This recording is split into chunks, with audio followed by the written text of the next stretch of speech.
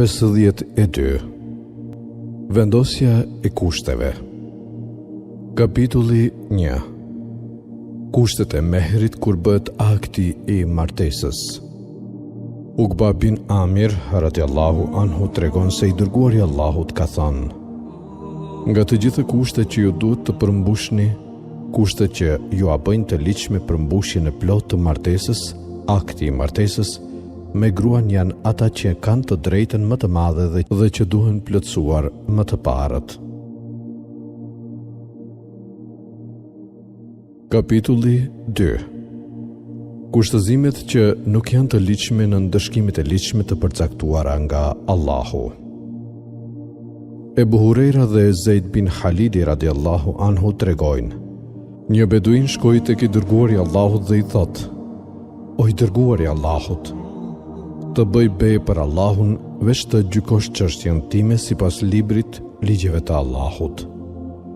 Kundërshtari i tij që ishte më gojtar dhe më i ditur tha: po, të gjykosh mes nesh sipas ligjeve të Allahut dhe të më lejosh mua që të flas i pari.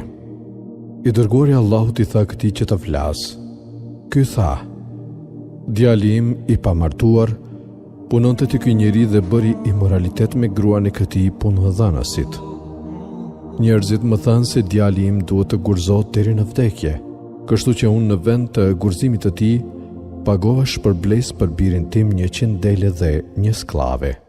Pastaj pyeta dietarët e fesë për këtë dhe ata më treguan se biri im duhet të rrihet me 100 fshikullime dhe të internohet 1 vit, ndërsa gruaja e këtij duhet të gurzohet deri në vdekje. Pas kësaj i dërguari Allahut tha: betohem për atë në duart e të cilit është shpirti im. Unë do të gjykoj ndërmjet jush me librin, ligjet e Allahut. Skllavet dhe dhënë të kthehen ty dhe birit tënd t'i jepen 100 fshikullime dhe të internohet për 1 vit. O Uneis, shko te gruaja e këtij të parit dhe në qoftë se ajo dëshmon fajin e saj, atëherë ajo të vritet me gur. Unesi shkoi tek ajo të nesërmen në mëngjes dhe ajo dëshmoi krimin e saj, kështu që i dërguari Allahut urdhëroi që ajo të vritet me gur dhe ajo u gurzua. Kapitulli 3. Kushtëzimi në marrëveshjen e ndarjes së bereqetit. Ibn Umeri radiallahu anhu tregon: kur banorët e Hajberit janë ndrydhën, janë nxorën nga vendi këmbët dhe duart Abdullah ibn Umerit, Umeri u ngrit dhe mbajti një hutbë duke thënë: vërtet, i dërguari Allahut bëri marrëveshje me çifutët për pasurinë e tyre dhe u pa thënë: do t'ju lejojmë të qëndroni në këtë vend sa t'ju lejoj Allahu. Dhe tani Abdullah bin Umeri shkon te tokat e tij dhe e sulmojnë atë natën duke janë nxjerrë duart dhe këmbët nga vendi. Përderisa ne nuk kemi armiq të tjerë atje, përveç atyre çifutëve, ata janë armiqtë tanë dhe njerëzit e vetëm mbi të cilët është dyshimi dhe akuza jonë. Unë kam vendosur që t'i dëboj ata që andej. Kur Umeri vendosi të zbatoj vendimin e marrë prej tij, një nga djemt e Ebu Hukejkut erdhi dhe iu drejtua Umerit: o prisi besimtarve, a do të na dëbosh ne ndërkohë që Muhamedi a.s. na lejoi që të qëndrojmë dhe bëri marrëveshje me ne për pasurinë tonë, duke pranuar kushtin e qëndrimit tonë atje? Umeri tha: a kujton se e kam harruar fjalën që të ka thënë i dërguari Allahut? Çfarë do të bësh kur të dëbosh nga Hajberi dhe deveja të mbartë për çdo natë si endacak? Qifuti u përgjigj: ajo ka qenë shaka e Ebul Kasimit. Umeri tha: po gënjen o armiku i Allahut. Kësaj Umeri dëboi ata dhe u pagoi vlerën e frutave të tyre që kishin si pasuri, duke u dhënë para, shal, deveje, litar e të tjera sende të ndryshme.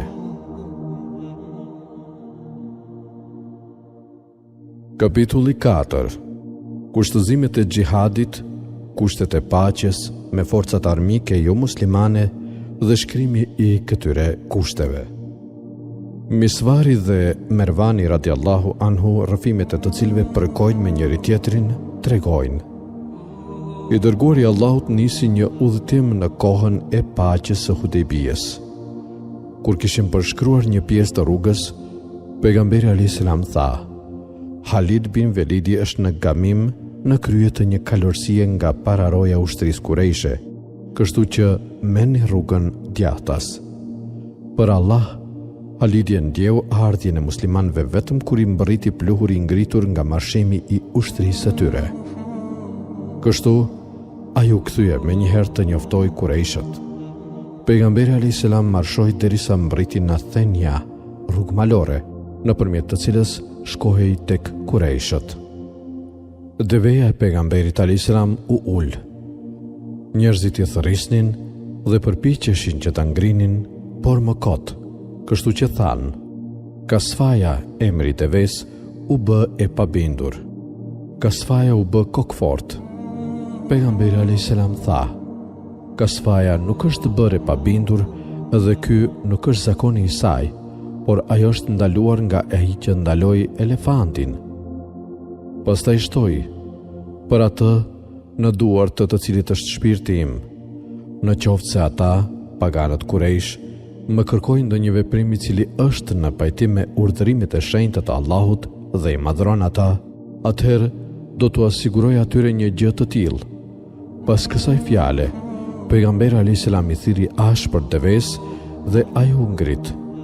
Pejgamberi alayhis salam ndryshoi rrugën derisa zbriti nga deveja në fund të Hudejbijes pra një pusi me pak ujë. Njerëzit e përdorën atë ujë me shumë kursim, por shumë shpejt ata e mbaruan të gjithë ujin dhe iu ankuan të dërguarit të Allahut për etjen që i kishte zënë. Pejgamberi alayhis salam mori një shigjet nga çanta dhe i urdhëroi që ta fusnin atë në atë pus. Për Allah, uji filloi të buronte dhe vazhdoi të shtohej, derisa të gjithë njerëzit e shuan etjen dhe u kënaqën prej tij. Kur ata ishin në këtë gjendje, aty erdhi Budejl bin Verka Huzaiu bashkë me disa njerëz të tjerë nga fisi i tij Huza, të cilët e këshillonin të dërguarin e Allahut dhe nuk i mbanin asnjë të fshehtë atij. Këta ishin nga njerëzit e Tihames. Budejli tha: I kam lënë Kabin dhe Amr bin Luejin të ulur tek uji i bollshëm i Hudejbijes së bashku me devet e qumshtit ose me gratë dhe fëmijët e tyre. Ata do të luftojnë dhe nuk do të lejojnë që të vizitosh Qaben. I dërguari i Allahut tha: Ne nuk kemi ardhur të luftojmë kënd, por për të bërë umre. Nuk ka dyshim se lufta i ka dobësuar Kurejshët dhe kanë pësuar humbje të mëdha. Prandaj, në qoftë se ata duan, unë do ta zgjasja periudhën e armëpushimit mes nesh, gjatë të cilit ata duhet që të mos ndërhyjnë ndërmjet meje dhe popullit arab, fiseve të tjera jo besimtare. Në qoftë se unë fitoj mbi ata femhues, atëherë Kurejshët do të kenë të zgjedhin të përqafojnë Islamin në qoftë se duan, ashtu siç bëjnë edhe njerëzit e tjerë, ose të paktën do të forcohen mjaft për të luftuar. Por në qoftë se ata nuk e pranojnë armëpushimin, për Allah, në duart e të cilit është jeta ime, unë do të luftoj me ta në mbrojtje të çështjes sime derisa të vritem.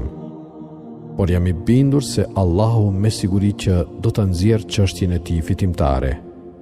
Budejli tha: Do t'u tregoj atyre atë që the. Kështu ai u nis derisa arriti te Kurejshët dhe u tha: Ne vim nga ai njeri, Muhamedi alayhis salam, dhe dëgjuam të thoshte diçka, të cilën po dëshiruat mund t'ju a bëjmë të njohur edhe juve.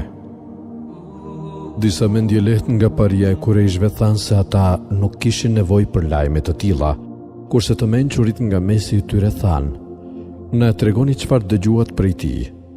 Budejli u tregoi atë që i kishte thënë pejgamberi alayhis salam. Urva bin Mesudi u ngrit dhe tha: O popull, a nuk jeni ju bijt? Ata ju përgjigjen: Po. Tha: A nuk jam unë babai? U përgjigjen: Po. A ju tha: A dyshoni tek unë? Thanë që jo. A i vazhdoi: A nuk e dini se unë e ftova popullin e Ukadhit për t'ju ndihmuar juve dhe kur ata nuk pranuan, unë solla të afërmit dhe fëmijët e mi dhe ata që mu bindën për t'ju ndihmuar. Ata u përgjigjen: Po, vërtet. A i vazhdoi: Ja pra, ky njeri, pejgamberi alayhis salam, ju ka paraqitur një hap të arsyeshëm, prandaj pranojeni atë dhe më lejoni që unë të shoj tek ai të takohem. Ata i thanë se mund të takonte atë.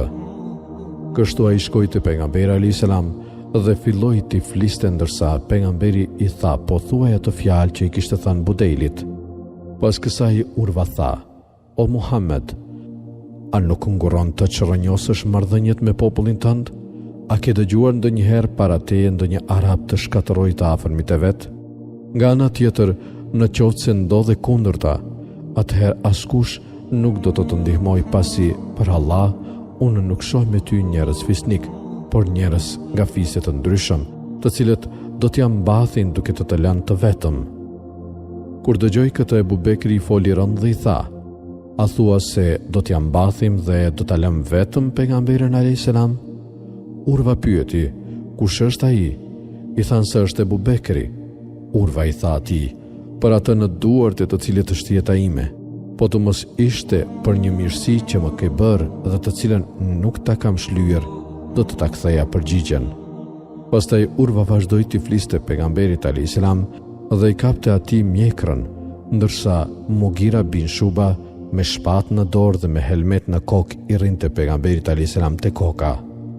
Sa herë që Urva e zgjaste dorën për të kapur mjekrën e pejgamberit alayhis salam, Mugira i binte atij Urvas në dorë me dorezën e shpatës dhe i thoshte: "Hiqe dorën nga mjekra e të dërguarit të Allahut." Urva ngriti kokën dhe pyeti: "Kush është ky?" I thanë se është Mugira bin Shuba. Urva tha: "O tradhtar, a nuk po bëj të pamundurën për të parandaluar pasojat e këqija të tradhtisë tënde?" Para se të përqafonte Islamin, Mugira bin Shuba kishte qenë me disa njerëz të cilët i kishte vrarë dhe ua kishte marrë pasurinë. Pastaj kishte shkuar në Medinë dhe kishte përqafuar Islamin. Pas kësaj pejgamberi alayhis salam i kishte thënë: "Sa për Islamin tënd, unë e pranoj atë, por nuk marr asgjë nga pasuria jote, sepse ajo ishte marrë me tradhti." Pastaj Urva filloi të shoh shokët e pejgamberit alayhis salam. Për Allah, sa herë që i dërguari i Allahut pështynte, pështyma binte në dorën e ndonjërit prej shokëve të tij dhe ai fërkonte me të fytyrën dhe lëkurën. Në qoftë se ai i urdhëronte, ata menjëherë i zbatonin urdhrat e tij. Në qoftë se merrte avdes, ata nxitonin kush të merrte më parë ujin e mbetur dhe kur i flisnin atij, ata e ulnin zërin dhe nuk e shihnin gjatë në fytyrë nga respekti për të. Pastaj Urva u kthye tek njerëzit e vet dhe u tha: "O njerëzit e mi, për Allah, unë kam qenë të mbretërit, kam qenë të Cezari, perandori i Bizantit, të Kisra, perandori i Persisë, dhe tek Negusi, perandori i Abisinis. Megjithatë, unë kur nuk kam parë asnjërin prej tyre të respektohet nga uportarët aq shumë sa që respektojnë Muhamedin alayhis salam shokët e vet. Për Allah, kur ai pështynte, pështyma e tij binte në duart e ndonjërit prej shokëve të vet, i cili fërkonte me të fytyrën dhe trupin. Kur ai i urdhëronte, ata e zbatonin menjëherë urdhrin e tij. Kur ai merrte avdes, ata ziheshin kush të merrte i pari ujin e mbetur. Kur flisnin para tij, ata e ulnin zërin dhe nuk e shihnin atë gjatë në fytyrë, nga respekti i madh për të. Padyshim, ai ju ka ofruar një zgjedhje të arsyeshme, kështu që ju lutem ta pranoni atë. Një burr nga Beni Kinana tha: "Më lejoni të shkoj tek ai", dhe ata e lejuan.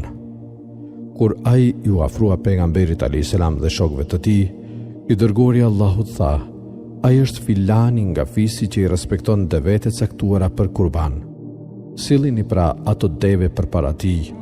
Kështu njerëzit i sollën ato përpara tij dhe e pritën atë, ndërkohë që e thonin telbien me zë të lartë. Kur ai vështroi këtë pamje, tha: "Lavdi qoftë Allahut, nuk është as pak e denjë ti ndalosh këta njerëz nga vizita e Qabes." Kur u kthye te njerëzit e vet, ai u tha: "Pash devet e kurbanit të kurorzuara dhe të shënuara, e mendoj se nuk është e këshillueshme t'i pengojmë të vizitojnë Qaben." Atëherë u ngrit një burr tjetër quajtur Mikraz bin Hafs dhe kërkoi që ta lejonin të shkonte edhe ai te Muhamedi alayhis salam. Ata e lanë të shkojë. Kur ai ju afrua muslimanëve, pejgamberi alayhis salam tha: "Ky është Mikrazi, është njeri i lig.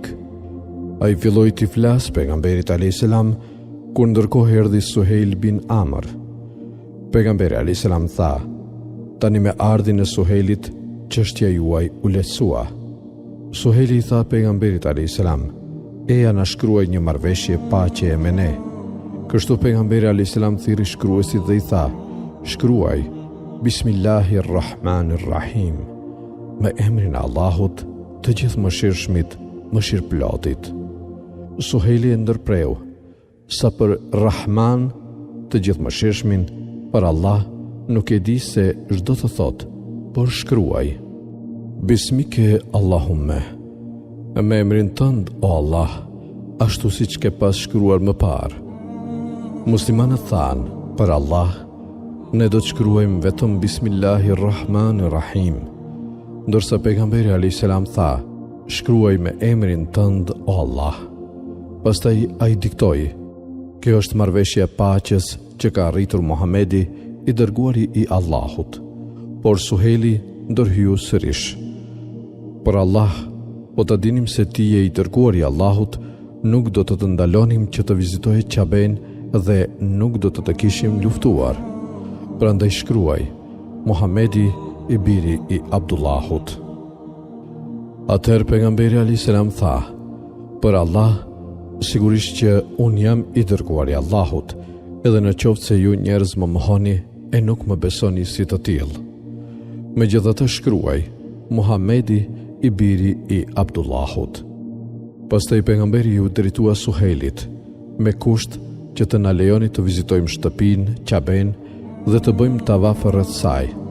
Suhejli tha: "Për Allah, ne nuk do t'ju lejojmë këtë vit që të mos u japim shkas arabëve të thonë se ne kemi anuar nga ju, por do t'ju lejojmë vitin tjetër." Dhe kështu u shkrua.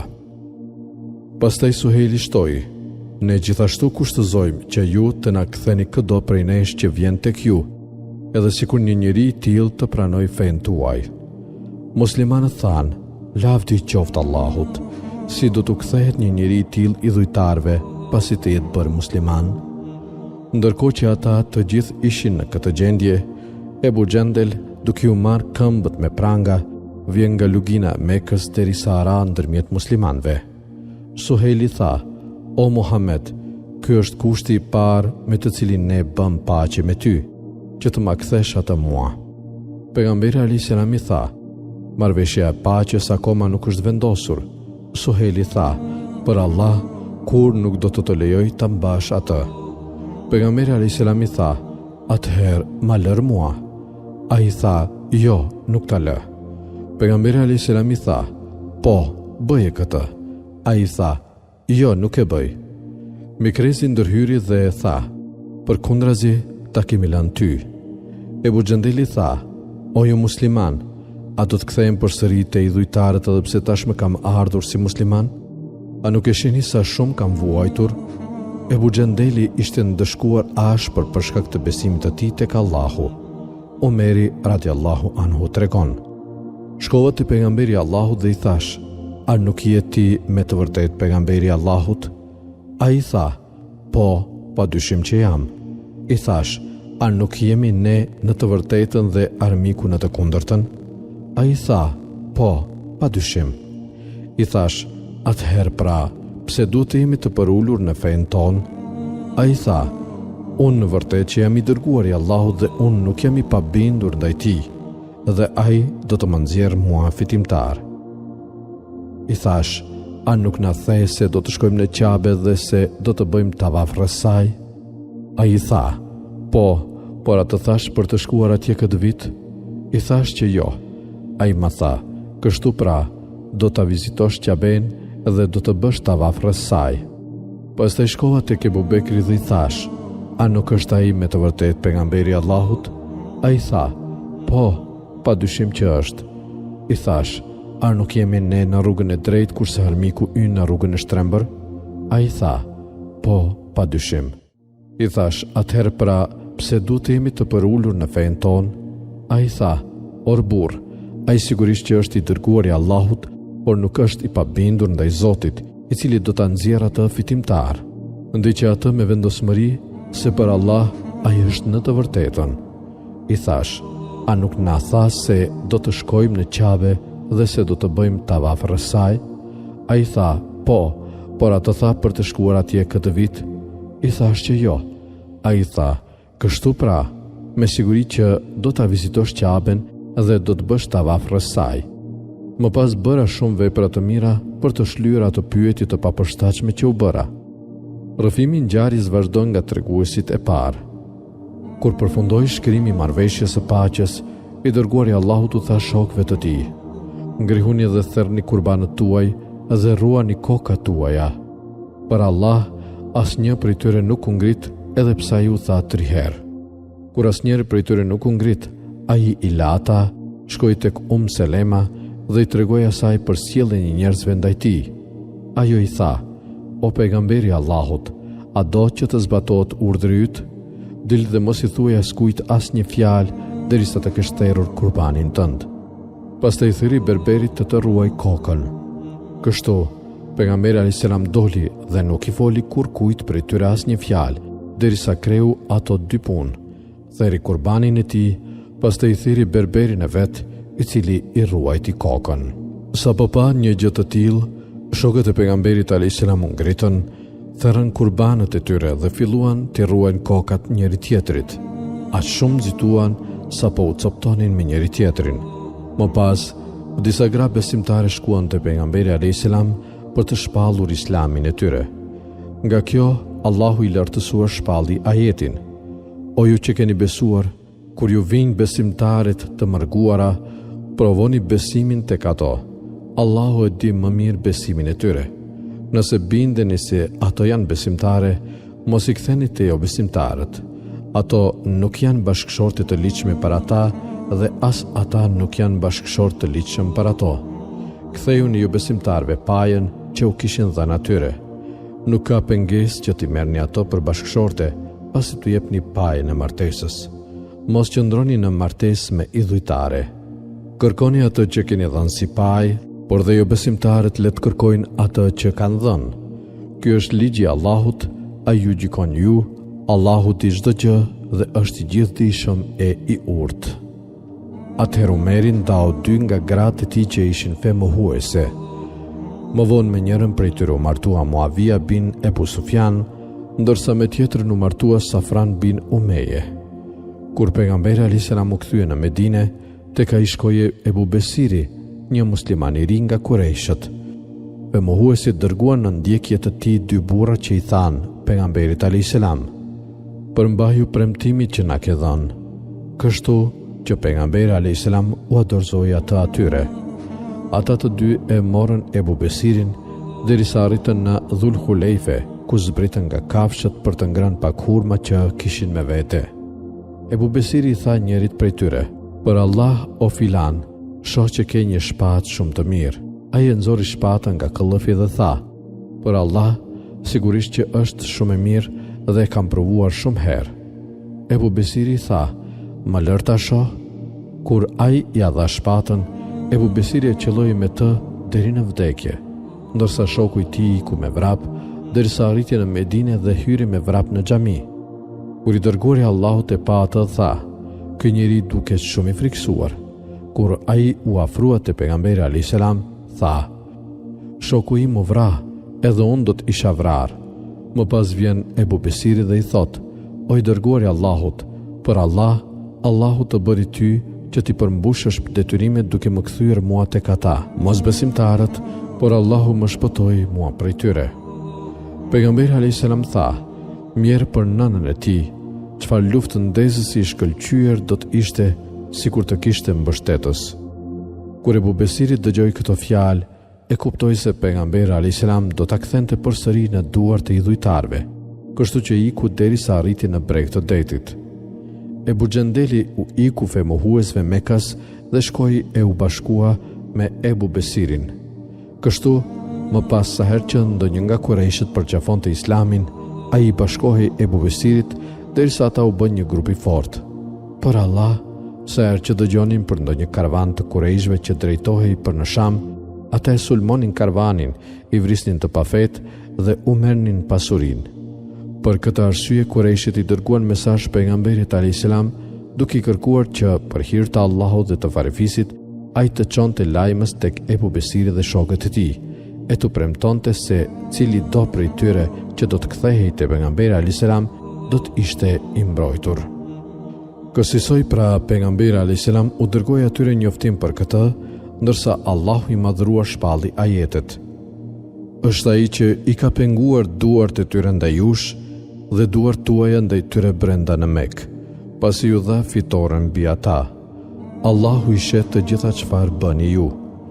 Jo besimtarët ju penguan t'i afroheni xhamisë së shenjtë dhe penguan kafshët për kurban, që ta arrinin në vend. Po do mos kishte qenë për disa besimtare në Mekë që ju nuk i njihnit e kështu mund t'i merrnit në përkëmbë duke bërë gjuna kundër tyre pa e ditur, Allahu do t'ju kishte urdhëruar t'i luftonit ata. Sigur ata të ishin veç, ne do t'i ndëshkonim me dënim të dhemshëm ata banor të Mekës që nuk besuan.